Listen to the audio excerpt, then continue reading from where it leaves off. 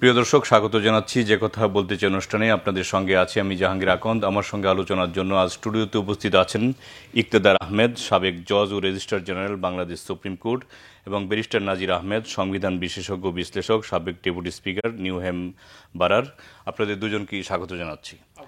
দর্শক, আজ আমরা আলোচনা করব সমসাময়িক নানা বিষয় নিয়ে। আলোচনাটা শুরু করতে চাই নাজির আহমেদকে দিয়ে। আজকে ঢাকায় নিযুক্ত ভারতীয় হাইকমিশনার প্রণয় ভার্মা বলেছেন যে কিছু চ্যালেঞ্জ থাকলেও অতীতের মতোই বাংলাদেশকে সহায়তা অব্যাহত রাখবে ভারত। সরকার পরিবর্তন হলেও জন আকাঙ্ক্ষা অনুযায়ী ভারত কাজ করবে এবং সম্পর্ককে এগিয়ে নেবে। এখন আমার প্রশ্ন হচ্ছে যে তাদের এইসব কথাবার্তা বেশ ভালো এবং এটা কূটনৈতিক কথাবার্তা, কিন্তু বাস্তবতা আমরা দেখতে পাচ্ছি ভিন্ন। তো আসলে কথা এবং কূটনৈতিক কথার সাথে বাস্তবতার কেন ভিন্ন একটু জানতে চাই। হ্যাঁ, এক্স্যাক্টলি। আমরা তো চাই কনসিস্টেন্ট কাজ, অ্যাকশন এবং বাস্তবতা দুটাই এক থাকবে।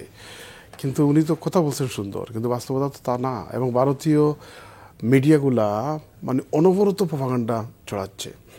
ইভেন আমি যে দেশে থাকি, ইংল্যান্ডে এবং আটলান্টিকের ওপারে আমেরিকাতে প্রচুর মিস ইনফরমেশন ছড়ানো হচ্ছে।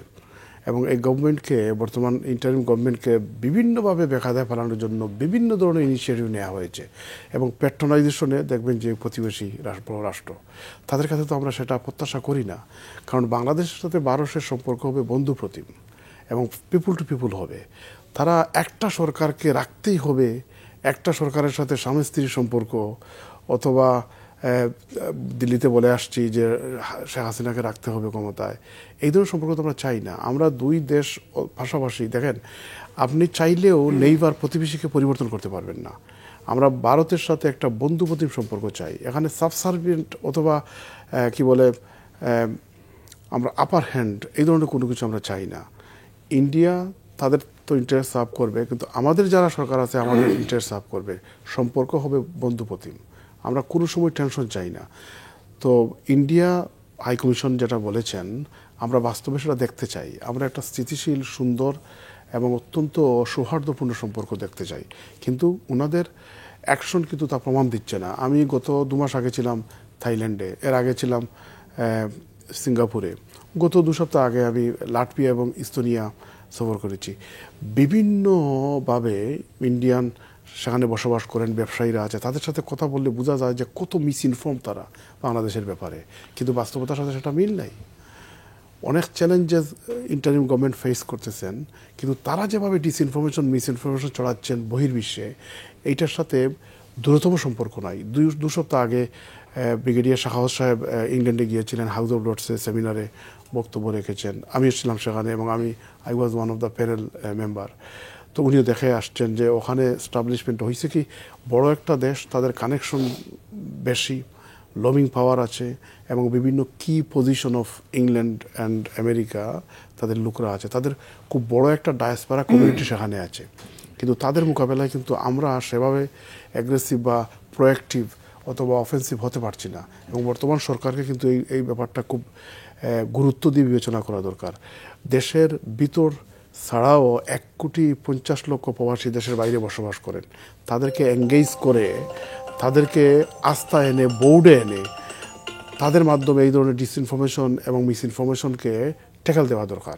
গভর্নমেন্ট একা তাদের পক্ষে সম্ভব হবে না, ছোট্ট সরকার, অন্তর্বর্তীকালীন সরকার।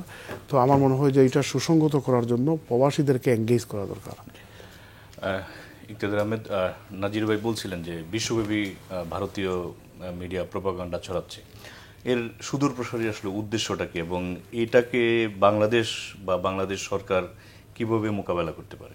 দেখুন, এই যে বাংলাদেশ রাষ্ট্রটার যে সৃষ্টি বা বাংলাদেশ রাষ্ট্রের যে জন্ম, ভারত কিন্তু তার রাজনৈতিক এবং অর্থনৈতিক যে অভিলাষ ছিল, ওই অভিলাষ পূরণ করার জন্যই কিন্তু ভারত বাংলাদেশের যে স্বাধীনতা সংগ্রাম বা স্বাধীনতা যুদ্ধে সহায়তা প্রদান করেছিল। এবং স্বাধীনতা যুদ্ধ পরবর্তী আমরা দেখেছি যে ভারতীয় সৈন্য বাংলাদেশে প্রবেশ করলো, এবং তারা এখান থেকে যাওয়ার সময় কিন্তু প্রচুর সম্পদ আমাদের দেশ থেকে, বিভিন্ন ক্যান্টনমেন্ট থেকে, এবং পাকিস্তানের সৈন্যবাহিনী যে সকল এই গোলা বারুদ বলেন, তারপরে হলো এই সামরিক যে সরঞ্জাম বলেন, তারপরে হয়েছিল বিভিন্ন ক্যান্টনমেন্টের আসবাবপত্র থেকে শুরু করে এমন কিছু নাই যে তারা নিয়ে যায় নাই, এবং হাজার কোটি টাকার সম্পদ তখন তারা নিয়ে গিয়েছিল। তারপরে আমরা দেখলাম যে বাংলাদেশের স্বাধীনতা পরবর্তী তারা হলো যে আমাদের এখানে পাকিস্তানে যখন আমরা পাকিস্তানের অংশ ছিলাম তখন কিন্তু পূর্ব পাকিস্তানের সাথে ভারতের কোনো বাণিজ্য ছিল না, কিন্তু বাংলাদেশ অভ্যুদয় পরবর্তী আমরা দেখলাম যে প্রতি বছরই তাদের বাণিজ্যের পরিমাণ বৃদ্ধি পাচ্ছে এবং এখন হচ্ছিল বাংলাদেশে যে ভারতের রপ্তানি হয়েছিল 14 বা 15 বিলিয়ন ডলার, আর বাংলাদেশের রপ্তানি কিন্তু ভারত থেকে আমরা আমদানি করি 14 থেকে 15 বিলিয়ন ডলারের পণ্য, আর বাংলাদেশ থেকে যেটা ভারতে রপ্তানি করা হয় এটা হচ্ছিল 1 বিলিয়ন ডলারের এরকম। তাহলে দেখা যাচ্ছে যে যে বাণিজ্যের দিক থেকে হচ্ছে হলো ভারত ব্যাপকভাবে লাভবান। তারপরে আপনি দেখেন যে এখানে হচ্ছে হলো যে আমাদের যে এই যে বিভিন্ন শিল্প কারখানায় অত্যন্ত এই যে এই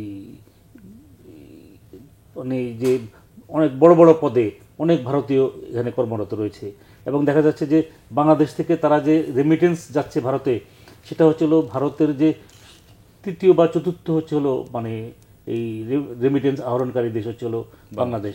এটা তো হওয়া উচিত না, তো এটা বাংলাদেশ হচ্ছিল একটা ক্ষুদ্র রাষ্ট্র, বাংলাদেশের আয়তন হচ্ছিল ভারতের 24 ভাগের 1 ভাগ।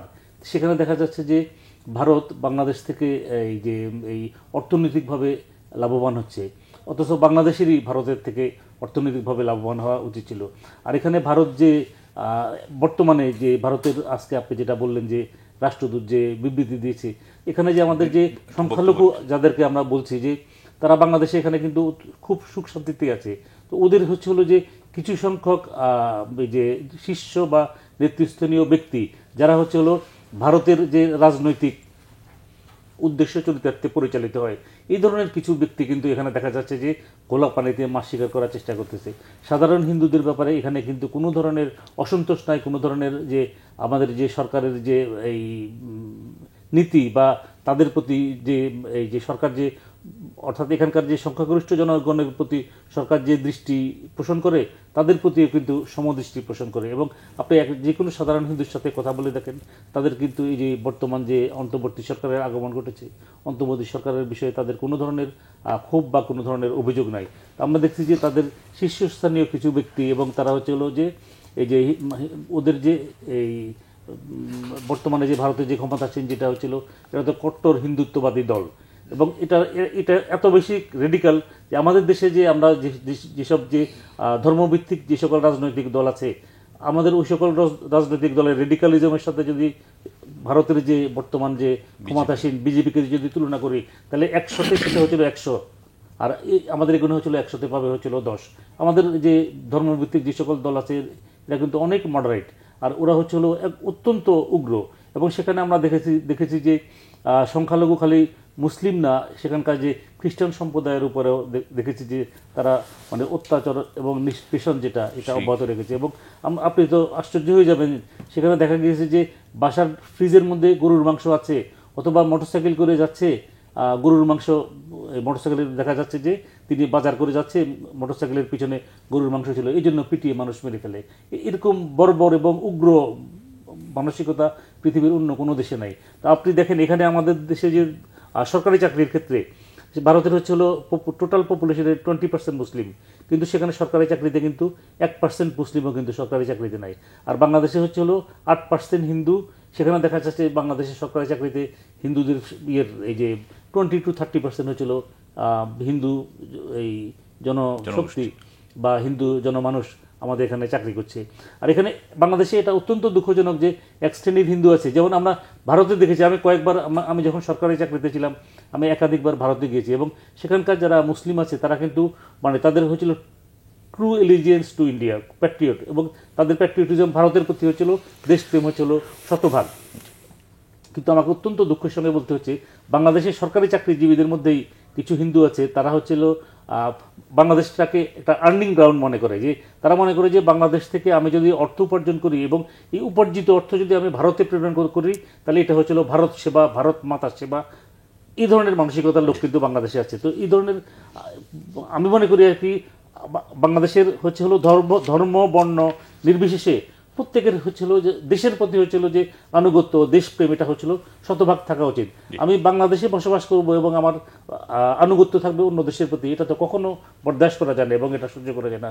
তো সুতরাং আমি বলবো যে আমাদের যে বাংলাদেশ হচ্ছিল সাম্প্রদায়িক সম্প্রীতির দেশ, এবং আমাদের হিন্দু জনগোষ্ঠীর আমি মনে করি যে এখন 8 থেকে 9 ভাগ তো আমাদের সামগ্রিক জনগোষ্ঠীর, হিন্দু জনগোষ্ঠীর ধরেন 95 ভাগই হচ্ছে হলো খুবই ভালো, এবং তারা হচ্ছিল বাংলাদেশের প্রতি তাদের যে আনুগত্য এটা হচ্ছিল শতভাগ।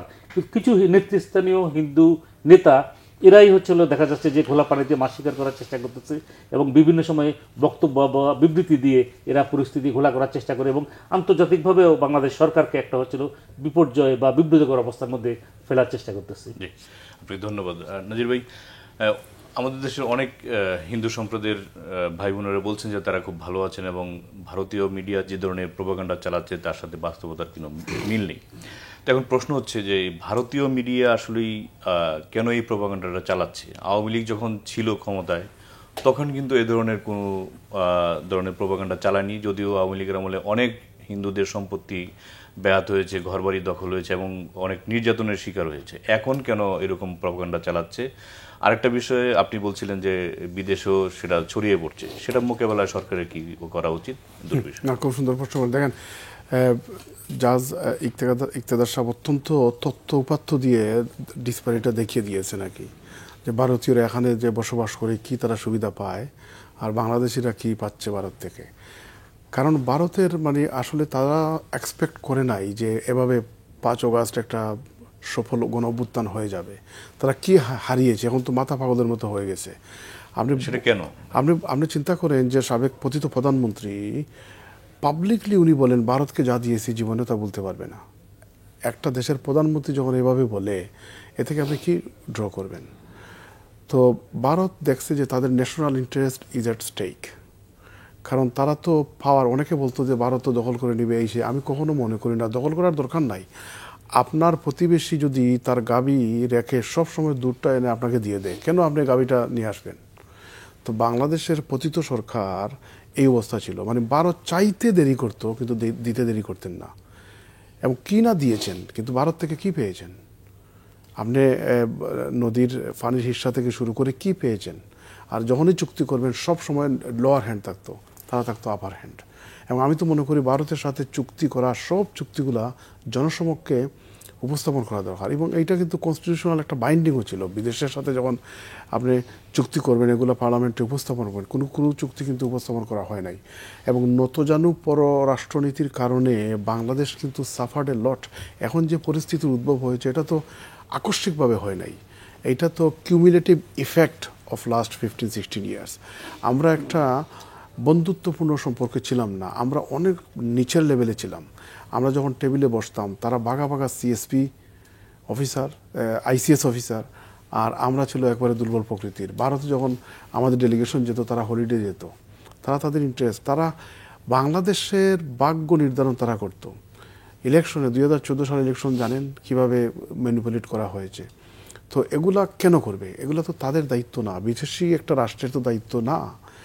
এবং বড় একটা প্রতিবেশী ভারত, তাদের প্রতিবেশী কারোর সাথে ভালো সম্পর্ক নাই। এটা কি রাজ্য হারানোর সুখের মতো অনেকটা? হ্যাঁ, অনেকটা সেভাবে। এজন্য তারা মানে যখন একটা ন্যাশনাল ইন্টারেস্ট অ্যাট স্টেক হয়ে যায়, আমেরিকায় প্রিএমপ্টিভ স্ট্রাইক করে, বিভিন্ন জায়গায় যুদ্ধ বাতিয়ে দেয়, বিভিন্ন দেশ দখল করে, এগুলো কিন্তু আছে। কিন্তু ভারত তাদের সামর্থ্য অনুযায়ী এটা করতেই থাকবে এবং এই সরকারকে যে কোনো উপায়ে ডিস্টেবিলাইজ করার চেষ্টা করতেই থাকবে। এবং ইতিমধ্যে কিন্তু আলামত স্পষ্ট। এরপরে হচ্ছে দেখেন, পতিত সরকারের যে প্রধানমন্ত্রী উনি কিন্তু পলায়ন করে ওখানে আশ্রয় নিয়েছেন। তার অবস্থাটা এখনও পুরা পরিষ্কার না যে কিভাবে আছেন। এবং ওখান থেকে বসে মাঝে মধ্যে টেলিফোনে আলাপ করে এটা তো করতে পারেন না, উনি তো হত্যা মামলার আসামি, তার বিরুদ্ধে অ্যারেস্ট ওয়ারেন্ট হয়েছে। তো এভাবে করে করবেন, কেন করতে দেয়া হবে? তো আমার কথা হচ্ছে যে ভারত একটা বড় দেশ, তাদের ইন্টারন্যাশনাল লবি পাওয়ার আছে, কানেকশন আছে, এবং এগুলাকে ইউজ করে আজকে ইউএসএ এবং যুক্তরাষ্ট্রে অনেক বড় বড় জায়গায় কিন্তু তারা চলে গেছে এবং আছে তারা। এবং অতি সহজে কিন্তু ওখানে এস্টাবলিশমেন্টকে আপনি ম্যানিপুলেট করতে পারবেন ডিসইনফরমেশন এবং মিসইনফরমেশন দিয়ে। কিন্তু এই সরকার যদি এইভাবে বসে থাকেন আর এমনিতেই ঠিক হয়ে যাবে, তাহলে বুকার সঙ্গে বাস করবেন। এই মুহূর্তে কিন্তু ডক্টর ইউনূস সাহেবের কোনো বিকল্প নাই। ডক্টর ইউনূস সাহেব যদি হেডেড বাই না হতেন, তাহলে কিন্তু বাংলাদেশ কিন্তু অনেক বিপর্যয়ের মুখে হয়তো পড়ে যেতে হতে পারতো ইন্টারন্যাশনালি। কিন্তু এইটাকে এভাবে রাখতে, আপনি দেখেন একজন ট্যাঙ্ক নিয়ে আসছেন, আপনি একটা এয়ারগান বা AK-47 দিয়ে মোকাবেলা কীভাবে করবেন? আপনাকে তো সেইভাবে মোকাবেলা করতে হবে। গভর্নমেন্ট অনেকটা দুর্বল অবস্থায় আছেন এবং অনেক সময় দেখা গেছে যে তাদের কি বলে ইন্টারনালি অনেক কিছু তারা চ্যালেঞ্জ মোকাবেলা করতে। এবং গত পরশুদিন আমরা একটা ডেলিগেশন দেখা করেছি মাননীয় প্রধান উপদেষ্টার সাথে, উনি শুরুই করেছেন এভাবে যে ইন্টারন্যাশনালি এত মিস ইনফরমেশন ডিসইনফরমেশন দেওয়া হচ্ছে, আমরা ওইটা মোকাবেলা করতে করতে আমরা আসল কাজেই হাত দিতে পারতেছি না। উনি কিন্তু এটা শুরু করছেন এভাবে আর কি। তো আমি তো মনে করি তাই, কারণ এত আমরা বিশ্বাস করতে পারবো না তিলকে তাল করে, অথচ বাংলাদেশে সংখ্যালঘু বলতে আমরা যারা হিন্দু সম্প্রদায় বলি অত্যন্ত সুন্দর অবস্থায় আছেন, অত্যন্ত সুন্দর অবস্থায়। গত যে দুর্গাপূজা হলো আপনি চিন্তা করতে পারেন কত অ্যামেজিং ওয়েতে হয়েছে এবং গভর্নমেন্ট কীভাবে সহযোগিতা করেছে। কিন্তু এমনভাবে যারা বাংলাদেশে আসে নাই, বাংলাদেশের পত্রপত্রিকা পড়ে নাই, তাদেরকে আপনি ইজিলি মিসলিড করতে পারেন। তো এইটাকে তো আপনি ট্যাকেল দিতে হবে, সরকারের পক্ষ থেকে বহুমুখী স্টেপ নেওয়া দরকার। একটা হচ্ছে তারা নিজেরা করবেন, আরেকটা হচ্ছে জাতীয় ঐক্য, যেটা অলরেডি প্রধান উপদেষ্টা ডাক দিয়েছেন, দেশের স্বার্থে সবাইকে ঐক্যবদ্ধ হতে হবে। আমরা দেখেছি ব্রিটেনে পলিটিক্যালি প্রধানমন্ত্রী বিরোধী দলের নেতা তারা ক্যাট অ্যান্ড মাউস ফাইট করেন, কিন্তু জাতীয় প্রয়োজনে একসাথে হেলিকপ্টারে করে তারা যান। এভাবে জাতীয় ঐক্যের ডাক দিতে হবে সব রাজনৈতিক দলকে, এবং ইতিমধ্যে আসার কথা সকল রাজনৈতিক দলকে নিয়ে প্রধান উপদেষ্টা বসেছেন, বিভিন্ন সম্প্রদায়ের সাথে বসছেন। এইটা জোরদার করতে হবে ওনাদের পক্ষ থেকে, তো অবশ্যই ব্যবস্থা নিতে হবে। প্লাস আমি যেটা বলেছি যে দেখেন 1,50,00,000 প্রবাসী দেশের বাইরে বসবাস করেন, ইউরোপ, আমেরিকা এবং যুক্তরাজ্য, এখানে কিন্তু যারা বসবাস করেন তারা সেটেলড এবং শত শত হাজার হাজার অক্সফোর্ড, হার্ভার্ড, কেমব্রিজ, লন্ডন ইউনিভার্সিটির গ্র্যাজুয়েট আছেন, বিভিন্ন প্রফেশনে তারা স্টাবলিশড এক্সপার্ট, তাদেরকে এঙ্গেজ করতে হবে, কারণ ইন্ডিয়ানরা কিন্তু তারা করছে। আপনি তো গতকালকে আপনারা মিটিং করেছেন, আপনাকে সেখানে আমরা বলেছি যে আমরা 1.5 কোটি প্রবাসী আপনাদের বিহাইন্ডে আছে। এখন দেখেন প্রোঅ্যাক্টিভ ভূমিকা তো নিতে হবে সরকারকে। এখন নিজে ইনিশিয়েটিভ নিয়ে অনেক কিছু করবে, কিন্তু আপনি যদি কোঅর্ডিনেটেড করে যদি সবাইকে ঐক্যবদ্ধ করে এঙ্গেজ না করেন, তাহলে তো আপনি এই যে নেট আউটপুট রেজাল্টটা পাবেন না। এই জন্য সরকারকে ইনিশিয়েটিভ নিয়ে যারা পশ্চিমা বিশ্বে আছে তাদের মানে কি বলে ডায়াসপোরা যারা, তারা এক একজন আনঅফিসিয়াল অ্যাম্বাসেডার হতে পারে বাংলাদেশের জন্য, to face this propaganda as well as to promote Bangladesh. এটা তো সরকারকে উদ্যোগ নিতে হবে।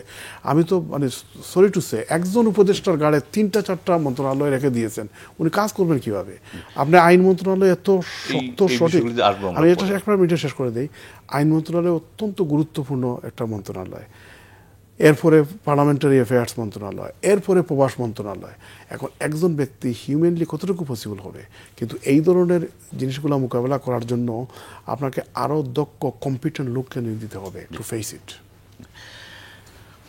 আপনার কাছে যাচ্ছি সেটা হচ্ছে যে সংখ্যালঘু নির্যাতনের যেই প্রপাগান্ডা চলছে ভারতীয় মিডিয়ায়, অনেক ভারতীয়রাই সমালোচনা করছেন যে এটা বিজেপির একটা কৌশল। যেমন পশ্চিমবঙ্গের তৃণমূলের মুখপাত্র কুণাল ঘোষ, তিনি সরাসরি বলেছেন যে বাংলাদেশের সংখ্যালঘু নির্যাতন যেভাবে ছড়ানো হচ্ছে আসলেই মানে ওইরকম না, এটা বিজেপি মানে তাদের কৌশল হিসাবে এটাকে দেখছে। তো এই যে নাজির ভাই আলাপ করছিলেন যে সারা বিশ্বে যাতে এটার সরকার প্রতিবাদ করে, তো আসলে কি ধরনের মানে সরকারের উদ্যোগ নেওয়া উচিত এটা মোকাবেলায়? না, সরকার তো উদ্যোগ নিচ্ছে, এবং সরকার তারপর রাষ্ট্র মন্ত্রণালয়ের মাধ্যমে এবং আমাদের বিদেশে যে বিভিন্ন দূতাবাস আছে, দূতাবাসের রাষ্ট্রদূতদের মাধ্যমে এবং আমাদের জাতিসংঘের যে প্রতিনিধি আছে তাদের মাধ্যমে সরকারের অবস্থান ব্যক্ত করছে। তো আমাদের জন্য একটা আশার বাণী হচ্ছে, বা আমাদের জন্য সুখবর হচ্ছিল, আমরা দেখলাম যে ভারতের কংগ্রেসের একজন বিশিষ্ট নেতা, যার নাম হচ্ছে শশী থারুর, উনি জাতিসংঘেও কাজ করেছেন, উনি দেখলাম যে বাংলাদেশের সপক্ষে অবস্থান নিয়েছেন। তারপরে আমরা দেখলাম যে হয়েছিল কর্ণাটকের মুখ্যমন্ত্রী, তার এর আগে কিন্তু কর্ণাটকে বিজেপি সরকার ছিল, এবং সেখানে দেখলাম যে এখন যে কংগ্রেসের বিধানসভা যেটা তারা বলে এখন হচ্ছিল কংগ্রেস গভর্নমেন্ট, তো তারা দেখলাম যে বাংলাদেশের সপক্ষে অবস্থান নিয়েছে, এবং পশ্চিমবঙ্গে আপনি বললেন। তো সেখানকার যে আমরা দেখলাম যে কিছু কিছু মিডিয়া প্রথমে হয়তো তারা ওইভাবে হয়তো তথ্য পায় নাই, কিন্তু এখন প্রকৃত তথ্য পাওয়ার পরে আমরা দেখলাম যে তারা তাদের অবস্থান পরিবর্তন করেছে। এবং আপনার আলোচনার প্রারম্ভে যেটা বলেছেন যে ভারতের হাইকমিশনার এখন যেটা বলতেছে, এই সরকার ক্ষমতা নেওয়ার পরে বা 10 দিন আগেও তো এই ধরনের কোনো কথা বলে নাই। তো ভারতের যে গণমাধ্যম বলেন বা ভারতের যে কূটনীতিকরা বলেন বা ভারতের যে রাজনীতিবিদ বলেন, তারা তো জানে যে বাংলাদেশের সাথে যদি তাদের সুসম্পর্ক থাকে তাহলে হচ্ছিল তারা রাজনৈতিক এবং অর্থনৈতিকভাবে লাভবান হবে। আর বাংলাদেশের সাথে যদি তাদের সম্পর্কে যদি অবনতি ঘটে, এবং বাংলাদেশকে কিন্তু কোনোভাবেই তাদের অবমূল্যায়ন করা উচিত না। আপনি ধরেন বাংলাদেশ মানে এই আয়তনের দিক থেকে বাংলাদেশ ক্ষুদ্র হতে পারে, কিন্তু সামর্থ্যের দিক থেকে বাংলাদেশ কিন্তু মোটেও ক্ষুদ্র না। এবং আপনি নিশ্চয়ই জানেন যে আমাদের সংবিধানে একটা অনুচ্ছেদ আছে, সেখানে বলা আছে যে আন্তর্জাতিক শান্তি এবং সংহতি, ইন্টারন্যাশনাল পিস এবং সলিডারিটি। সেখানে বলা আছে যে প্রত্যেক জাতির স্বাধীন অভিপ্রায় অনুযায়ী পথ ও বন্থার মাধ্যমে অবাধে নিজস্ব সামাজিক, অর্থনৈতিক এবং রাজনৈতিক ব্যবস্থা গঠন ও নির্ধারণ অধিকার বাংলাদেশ সমর্থন করে। তাহলে আমরা, ভারত তো হচ্ছিল মাল্টি ন্যাশনাল স্টেট, আর বাংলাদেশ হচ্ছিল এখানে হচ্ছিল, এটাকে বলে হোমোজেনিটি, এটা হচ্ছিল সিঙ্গেল ন্যাশনাল স্টেট। এখানে হয়তো ক্ষুদ্র নৃগোষ্ঠী আছে, কিন্তু মানে বাঙালি জাতির মতো ওই ধরনের কিন্তু পৃথক জাতিসত্তা এখানে নাই। যেমন ভারতে ধরেন আপনার ধরেন বাঙালি আছে, বিহারি আছে, তারপরে হচ্ছে গুজরাটি আছে, তারপরে হচ্ছিল তামিল আছে, তারপরে হচ্ছিল বিভিন্ন জাতি, এখানে হচ্ছে অনেক জাতির সংমিশ্রণে একটা ভারত হচ্ছিল দেশ। তো সেখানে আমাদের সংবিধান বলছে যে ওইখানে যদি কোনো জাতি যদি তাদের নিজস্ব আত্মনিয়ন্ত্রণ অধিকারের জন্য যদি তারা যদি আন্দোলন করে, বাংলাদেশের এটা হচ্ছিল international obligation to support that. কিন্তু বাংলাদেশ তো সেটা সংবিধানে থাকা সত্ত্বেও আমরা দেখেছি যে সেখানে মণিপুরে বিচ্ছিন্নতাবাদী আন্দোলন হচ্ছে, তারপরে হচ্ছিল মেঘালয়ে বিচ্ছিন্নতাবাদী আন্দোলন হচ্ছে, নাগাল্যান্ডে বিচ্ছিন্নতাবাদী আন্দোলন হচ্ছে, কিন্তু বাংলাদেশ তো তাদের এই সকল বিচ্ছিন্নতাবাদী আন্দোলনকে তো বাংলাদেশ তো সমর্থন করছে না। যদিও বাংলাদেশের সংবিধানে কিন্তু এই ধরনের একটা অনুচ্ছেদ আছে, এটা কিন্তু অনেকেই জানে না, যে সংবিধানের স্টাডি হয়তো ওইভাবে অনেকে করে নাই আর কি। তো আমি দেখেছি যে বাংলাদেশের যে ভারতের প্রতি, বা শুধু ভারত না, মায়ানমারও তো আমাদের প্রতিবেশী, বাংলাদেশের যে পররাষ্ট্রনীতি বলেন এটা হচ্ছিল অত্যন্ত মডারেট, এবং বাংলাদেশের চাই হচ্ছিল সকলের সাথে মধুর এবং সুসম্পর্ক বজায় রেখে একটা সম্মানজনকভাবে থাকা, এবং এটা যেটাকে বলা হয়েছিল পিসফুল কোএক্সিস্টেন্স। তুমি আমাকে ডিস্টার্ব করবো না, আমিও তোমাকে ডিস্টার্ব করবো না, আমার থেকে যতটুকু মানে নেওয়ার তুমি নাও, তোমার পক্ষে যতটুকু আমাকে দেওয়া সম্ভব তুমি আমাকে সেটা দাও। কিন্তু তারা তো সেটা করছে না। তারা যে আমাদের সাথে, নাজির ভাই যেটা বললেন যে সকল চুক্তি আমাদের সাথে তারা সম্পাদন করেছে, প্রত্যেকটা চুক্তি হচ্ছিল অসম চুক্তি, এবং এই সকল চুক্তি যদি আপনি যদি বিশ্লেষণ করেন তাহলে দেখা যাবে যে এটা হচ্ছিল ভারতের স্বার্থের অনুকূলে এবং বাংলাদেশের স্বার্থের প্রতিকূলে। তো এখন আমাদের জন্য মানুষের পক্ষ থেকে দাবি উঠেছে যে ভারতের সাথে এই যাবৎকাল পর্যন্ত যতগুলো চুক্তি সম্পাদিত হয়েছে, প্রত্যেকটা চুক্তি হয়েছিল আমাদের মানে মানুষের সম্মুখে এই সকল চুক্তি উন্মোচন করা হোক, এবং মানুষ জানুক যে ভারতের সাথে কি কি চুক্তি হয়েছে এবং কি কি শর্তে চুক্তি হয়েছে, এবং এই শর্তগুলো আমাদের অনুকূলে না প্রতিকূলে। এটা হলে কিন্তু ধরেন আমাদের অবস্থানও পরিষ্কার হবে, ভারতের অবস্থানও পরিষ্কার হবে, এবং ভারত কিভাবে আমাদের উপর হচ্ছিল তাদের আধিপত্য কায়েম করতে চায় এই বিষয়টা হয়তো আমাদের দেশের জনমানুষের সামনে হচ্ছে মানে মানে খোলাসা হবে আর কি। নাজির ভাই, আমরা দেখলাম যে যখন এই ভারতীয় মিডিয়া প্রোপাগান্ডা চালাচ্ছে, প্রধান উপদেষ্টা সব রাজনৈতিক দলকে ডাকলেন, সবাই গিয়েছেন এবং সরকারকে সহযোগিতার কথা বলেছেন। এই যে একটা জাতীয় ঐক্য তৈরি হয়েছে, আগেও ছিল জাতীয় ঐক্য 5 আগস্টের পর, এবং এটা মনে হচ্ছে দিন দিন আরও বেশি সুদৃঢ় হচ্ছে। তো ভারত, আপনি বলছিলেন যে ষড়যন্ত্র করছে, যে যদি এটা কি সম্ভব যে এই অবস্থায় পতিত স্বৈরাচারকে বাংলাদেশে ফিরিয়ে আনে আগের জায়গায় ফিরিয়ে দেওয়া? দেখেন, অনেক সময় বলে মানুষ যে হিস্ট্রি রিপিটস ইটসেলফ, কিন্তু হিস্ট্রি আবার একইভাবে একেবারে মানে দাড়িকমা সহজে ফিরে সেভাবে না। পতিত স্বৈরাচার তো চেষ্টা করছে বিভিন্নভাবে ফিরে আসার, এবং বর্তমান সরকারকে চ্যালেঞ্জ মোকাবেলা, জাতীয় শক্তি, যে ধরনের জাতীয় শক্তি তৈরি হয়েছে সেটার বিপক্ষে কি? আমি বলতেছি তারা তো চেষ্টা করবেই যে আবার ফিরে আসার জন্য, এবং জাতীয় ঐক্যের যে ডাক দিয়েছেন মাননীয় প্রধান উপদেষ্টা, আমি মনে করি একটা রাইট ডাইরেকশন এবং good initiative in the right time, এবং তাবৎ পলিটিক্যাল স্পেকট্রাম থেকে সাপোর্ট আসছে, এবং বিভিন্ন সামাজিক সংগঠন থেকে, ফেইথ গ্রুপ থেকে এখানে আসছে। এটা একটা পজিটিভ দিক, এবং ক্রাইসিস মোমেন্টে কিন্তু এই ধরনের জাতীয় ঐক্য অবশ্যই এবং গুরুত্বপূর্ণ উপাদান। কিন্তু আপনি যেটা বলছেন যে তারা আসতে, দেখেন পতিত স্বৈরাচার যারা ফেসিস্ট শাসন ছিল গত 15-16 বছরে, তাদেরও কিন্তু লক্ষ লক্ষ সিম্প্যাথাইজার, অ্যাক্টরস এখনও আছে, গাড়াগাদি আছে। দেশেও চ্যালেঞ্জ বিভিন্নভাবে আসার চেষ্টা করছে, আনসার হয়ে আসার চেষ্টা করছে, গার্মেন্ট ফ্যাক্টরি দিয়ে আসার চেষ্টা করছে, মাঝে মধ্যে বাইতুল মুকাররম মসজিদ ইমাম দিয়েও আসার চেষ্টা করছে, বিভিন্নভাবে তারা আসার চেষ্টা করতে থাকবে। এটা হচ্ছে ইন্টারনাল চ্যালেঞ্জেস। আবার বহির্বিশ্বেও বিভিন্নভাবে প্রপাগান্ডা চালানো হচ্ছে তিলকে তাল করে, যেটা ঘটে নাই, অথবা ঘটছে ছোটোখাটো একটা আইসোলেটেড ঘটনা, এইটাকে ফুলিয়ে ফাঁপিয়ে দেখানো হচ্ছে। এই ধরনের দেশের বাইরে যেমন হচ্ছে, ভিতরেও তারা বিভিন্নভাবে ডিস্টেবিলাইজ করার চেষ্টা করছে। এইটা মোকাবেলা করার প্রথম শর্ত হচ্ছে জাতীয় ঐক্য, যেটা বর্তমান সরকারের মাননীয় প্রধান উপদেষ্টা প্রফেসর ডক্টর ইউনূস সাহেব অত্যন্ত রাইট ডাইরেকশনে আগাচ্ছেন। কিন্তু আরও প্রোঅ্যাক্টিভ হতে হবে। ইকতেদার সাহেব বলেছেন যে গভর্নমেন্ট তাদের এমবেসির মাধ্যমে দেশের বাইরে চেষ্টা করছেন। আমি মনে করি চেষ্টাটা এনাফ না। তার কারণ হচ্ছে গত 15-16 বছরে স্বৈরাচার বিভিন্ন হাই কমিশন এমবেসিতে তাদের অ্যাক্টরসগুলা নিয়োজিত আছে। কিন্তু আপনি ওভারনাইট যেমন চেঞ্জ করতে পারবেন না, কিন্তু আপনাকে ওয়াচ রাখতে হবে। যারা একবারে দিন নাই রাত নাই এমনভাবে তারা পোট্রে করতে নিজের পকেট সরকারি পয়সা টয়সা খরচ করে একটা ব্যক্তির কাল্ট মূর্তি এগুলো বানিয়ে লক্ষ লক্ষ কী বলে ডলার পাউন্ড নষ্ট করেছে, ওরা কিন্তু এখনও রাইট জায়গায় আছে। তার প্রতিফলন হচ্ছে কি দেখেন, একজন উপদেষ্টা, সম্মানিত উপদেষ্টা গেছেন জেনেভাতে, তার উপর অ্যাটাক করার চেষ্টা করেছে।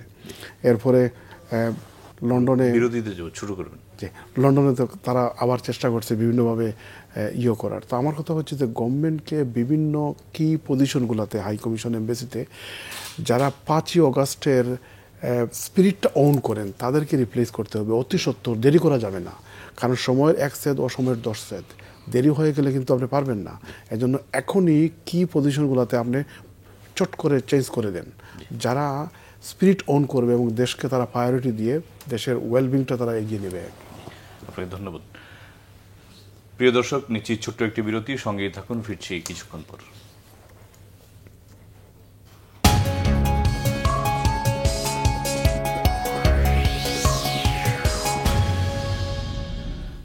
প্রিয় দর্শক, আবারও স্বাগত জানাচ্ছি যে কথা বলতে চান অনুষ্ঠানে। ফিরছি, আলোচনা যাচ্ছি ইকতেদার সাহেবের কাছে। ইকতেদার ভাই, যেটি হচ্ছে যে আপনার নাজির ভাই বলছিলেন আলোচনার আগের পর্বে যে শেখ হাসিনা বিভিন্ন ভারতে বসে বিভিন্ন জায়গায় বক্তব্য দিয়ে বেড়াচ্ছে এবং কর্মী সভা করছে, তাদের লন্ডনেও সামনে আছে সম্ভবত।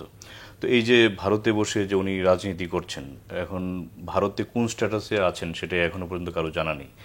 এ বিষয়ে সরকারের পদক্ষেপ নেওয়া উচিত কিনা, বা ভারতকে সেটির বিষয়ে অভিযোগ দেওয়া দরকার কিনা? এখন দেখুন, শেখ হাসিনার বিরুদ্ধে অলরেডি কিন্তু আমাদের যে এই আন্তর্জাতিক অপরাধ ট্রাইব্যুনাল আছে সেখানে একাধিক মামলা হয়েছে এবং একটা বা দুইটা মামলায় তার বিরুদ্ধে কিন্তু গ্রেপ্তারি পরোয়ানা জারি করা হয়েছে।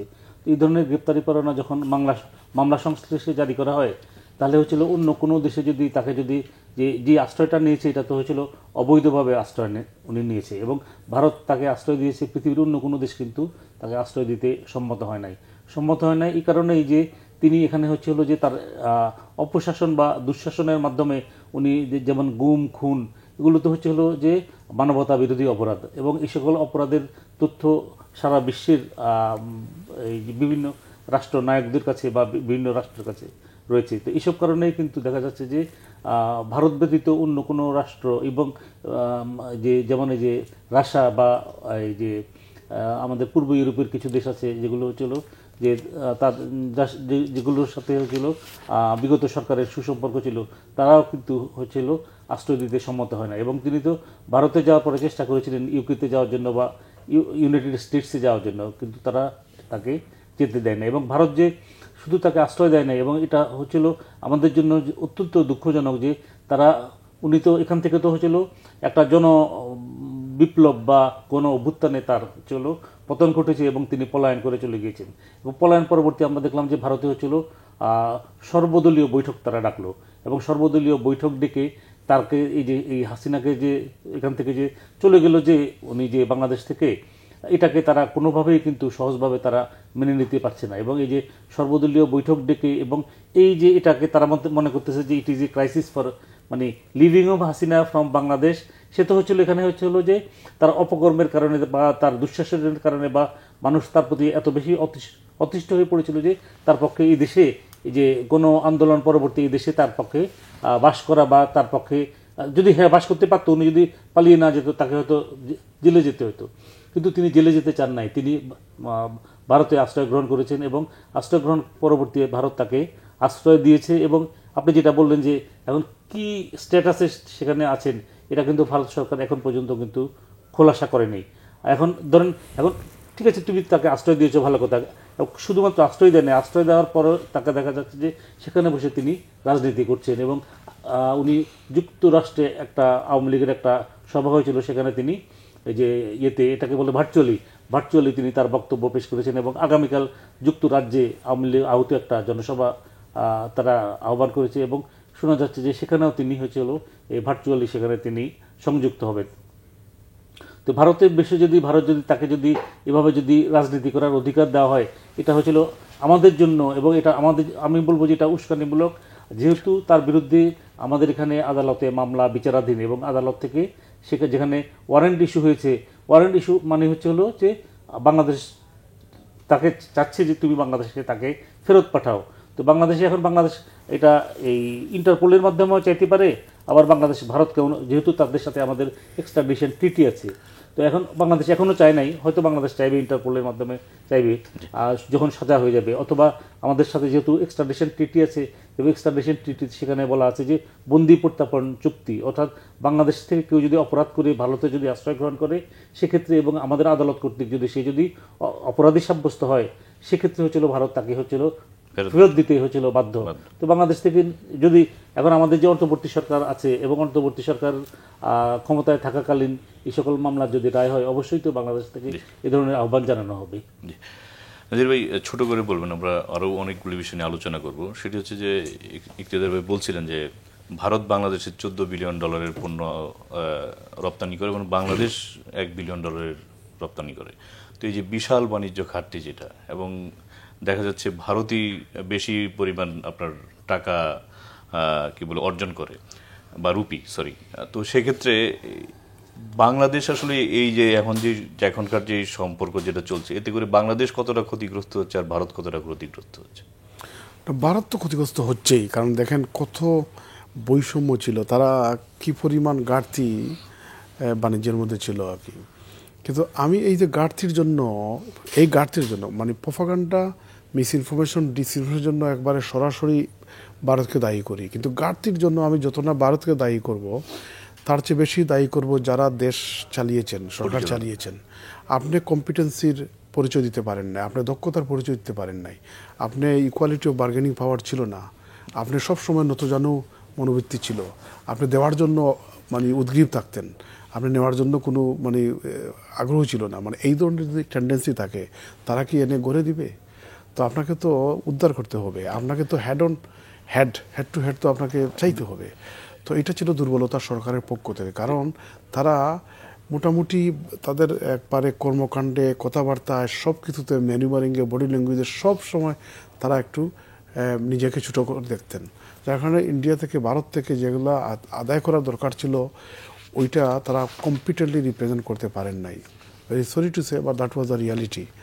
তো এজন্য হ্যাঁ, যদি মনে করেন বাংলাদেশ তো কী পাচ্ছে, ক্ষতি কী হবে, আমার মনে হয় বাংলাদেশের একটা ডোর যদি ক্লোজ হয়েও আরও অনেক উইন্ডো ওপেন হওয়ার সুযোগ আছে, খুলে গেছে, এবং আমার মনে হয় যে ওগুলো এক্সপ্লোর করার দরকার। হ্যাঁ, ইন্ডিয়ার সাথে অবশ্যই আমরা ট্রেড করতে চাই, তবে সেটা হবে সমতার ভিত্তিতে, এবং এবার আকাশ পাতাল ঘাটতির মতো না, আমরা একবারে সমপর্যায়ে বাণিজ্য করতে চাই, রেশিও থাকবে প্রপোর্শনেট। আমরা অন্য একটা প্রসঙ্গে যাচ্ছি। আজকে পরিকল্পনা ও শিক্ষা উপদেষ্টা ডক্টর ওয়াহিদুদ্দিন মাহমুদ বলেছেন যে আগামী বছর দেশে নির্বাচিত সরকার দেখা যেতে পারে, এবং তিনি এটাও বলেছেন যেটা তার একান্তই ব্যক্তিগত অভিমত।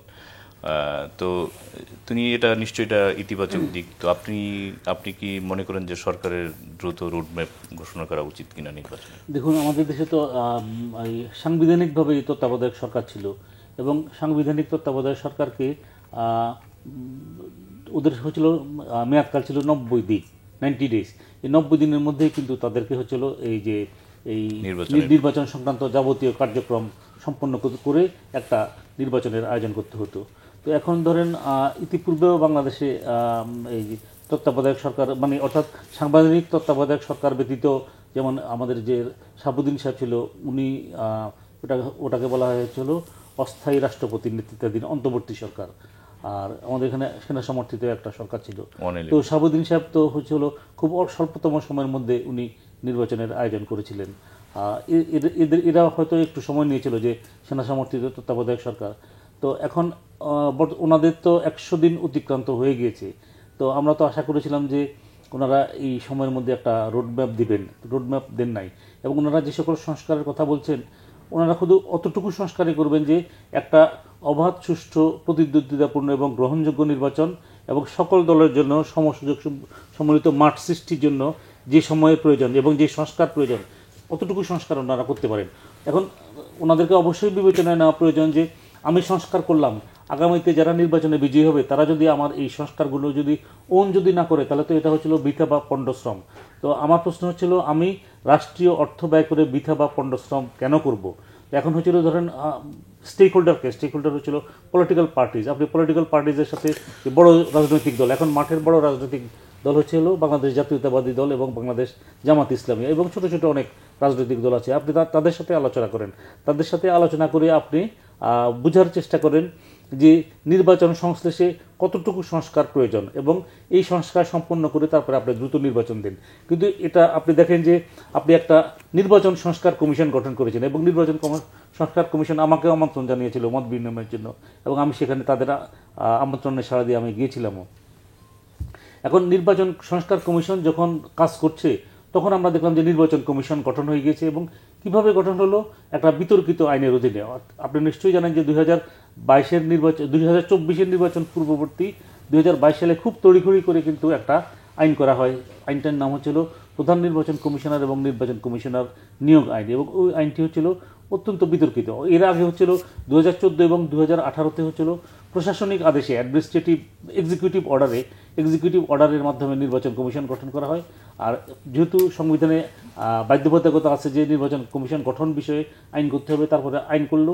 এখন আমরা দেখলাম যে এই এক্সিকিউটিভ অর্ডার, নির্বাহী আদেশে যে সার্চ কমিটি করা হয়েছে এবং আইনে যে সার্চ কমিটি, একই ধরনের সার্চ কমিটি এবং আইনটা বিতর্কিত। এবং এই আইনের অধীনে এবং নির্বাহী আদেশে যে সার্চ কমিটি করা হয়েছে, ওই সার্চ কমিটির সুপারিশে যে নির্বাচন কমিশন গঠন করা হয়েছে, 3টি নির্বাচন কমিশনেই কিন্তু দেখা গিয়েছে যে যে নির্বাচন পরিচালনা করেছে বা যে নির্বাচন অনুষ্ঠিত করেছে, 3টি নির্বাচন হচ্ছিল কলুষিত নির্বাচন এবং এই নির্বাচনগুলো আন্তর্জাতিকভাবে গ্রহণযোগ্য হয় নাই। তো ওই ধরনের আপনি সংস্কার কমিশন করলেন এবং সংস্কার কমিশন তাদের প্রতিবেদন এখনও কিন্তু বা সুপারিশ এখনও সরকারের কাছে পেশ করে নাই।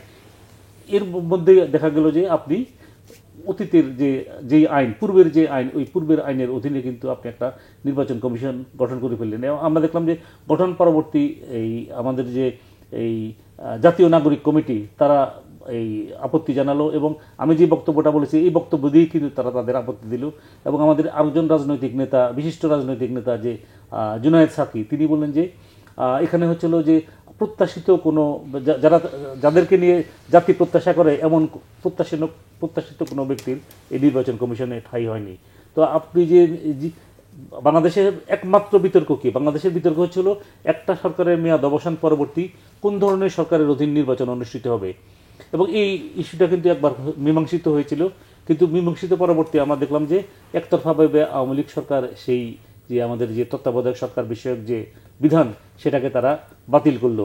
এখন বাতিল পরবর্তী তারা দেখলাম যে এই যে 2014 থেকে তারা যে 3টা নির্বাচন অনুষ্ঠান করলো, 3টি নির্বাচন হয়েছিল কলুষিত নির্বাচন।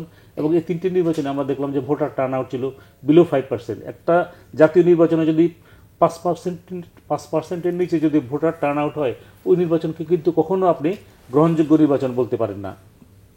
তো যাই হোক, আমাদের এখন যে অন্তর্বর্তী সরকার এসেছে, তো অন্তর্বর্তী সরকারের লক্ষ্য বা উদ্দেশ্য হওয়া উচিত হচ্ছিল, তারা একটা হচ্ছিল অবাধ, সুষ্ঠু এবং গ্রহণযোগ্য নির্বাচনের আয়োজন করবেন এবং এটা হচ্ছিল দ্রুত এবং স্বল্পতম সময়ের মধ্যে করবেন এবং এর পূর্বে তারা তাদের রোডম্যাপ ঘোষণা করবেন। অন্য কোনো সংস্কারে তাদের যাওয়া উচিত না বা ওই পথে মানে পা বাড়ানো উচিত না। ধন্যবাদ নাজির ভাই। সেটি হচ্ছে যে আজকে বিএনপির ভারপ্রাপ্ত চেয়ারম্যান তারেক রহমান বলেছেন যে বিএনপি একটি স্বাধীন নির্বাচন চায়, ফলাফল যাই হোক বিএনপি সেটা মেনে নেবে। তো তারেক সাহেবের এই বক্তব্যকে আপনি কি বলেন? না, তারেক সাহেবের যে 5ই অগাস্টের পর থেকে তারেক সাহেব যতটা বক্তব্য দিয়েছেন, আমি তার বক্তব্যের মধ্যে অনেক গাম্ভীর্যতা, ফারসাইটেড, অনেক খোরাক পাই আর কি। সেটা তো নিঃসন্দেহে এটা পজিটিভ দিক, সুন্দর বলেছেন আর কি। কিন্তু যেটা ইকতেদার সাহেব খুব সুন্দর করে বলেছেন যে সার্চ কমিটিটা গত 3টা নির্বাচনে যাদেরকে নির্বাচন কমিশনার হিসেবে নিয়োগ দেওয়া হয়েছিল, এই বিতর্কিত সার্চ কমিটি দিয়ে করা হয়েছিল। তারা কি করেছেন? শুধুমাত্র মাহবুব তালুকদার ছাড়া আর বাকি 3টা কমিশনের প্রধান শেষের নির্বাচন দিকে একেবারে ছোট করে বলুন, এক কমিশনারদের কি ভূমিকা ছিল জাতি দেখেছে। এখন সার্চ কমিটির অর্থ কি? খুঁজিয়ে বের করবেন স্কিল লোকদেরকে। পলিটিক্যাল পার্টি নাম ধরিয়ে দিল আর আপনি তাকেই দিয়ে দিলেন, তো এটা সার্চ কি হলো, এটা তদন্ত কি হলো?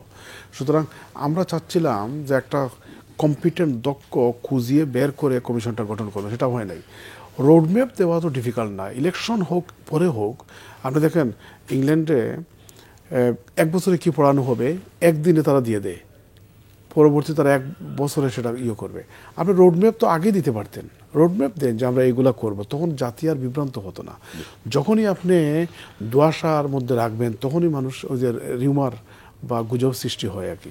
তো আমরা আরেকটা জিনিস ছোট্ট করে বলে সেই দেখ, একজন উপদেষ্টা বলেছেন যে ইলেকশনের ব্যাপারে 2025 সালের ব্যাপারে আমি আশা এবং বিশ্বাস রাখতে চাই যে উনি ডক্টর আসিফ নজরুল সাহেবের মতো তুফের মুখে পড়বেন না। উনিও আরেকটা চ্যানেলে বলার পর বাদে উনাকে আবার রিট্রাক্ট করতে হয়েছে যে না, এটা আমার ব্যক্তিগত অপিনিয়ন, ঘোষণা দিবেন প্রধান উপদেষ্টা।